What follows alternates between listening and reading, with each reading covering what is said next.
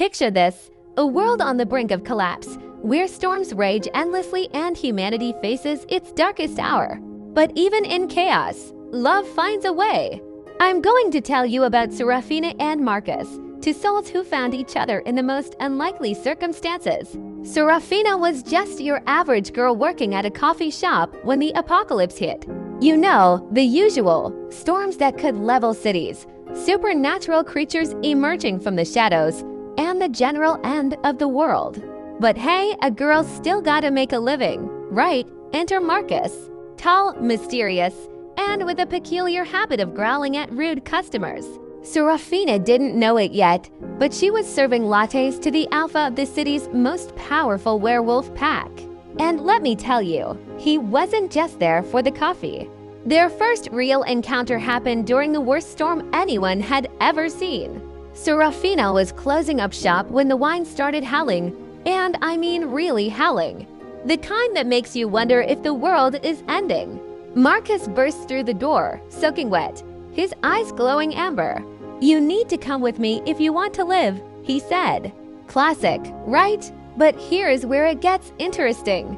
Serafina wasn't some damsel in distress. Turns out she had her own secret. Remember those storms? She could feel them, control them even. She was what the supernatural world called a stormwalker, extremely rare, incredibly powerful, and supposedly extinct. Their love story unfolded in the midst of chaos. Marcus, struggling to protect his pack from the apocalyptic threats, and Serafina, learning to harness her powers while trying not to accidentally summon a tornado every time Marcus made her heart race. Talk about relationship complications, the twist. Their connection wasn't just about attraction. Together, they were something entirely new, a hybrid force that could potentially save the world. The union of a stormwalker and a werewolf alpha had never happened before, and their combined power was something no one saw coming. Through battles with rival packs, government conspiracies, and literal earth-shattering storms, they found themselves falling deeper in love. And you know what they say, the couples that fight supernatural threats together stay together.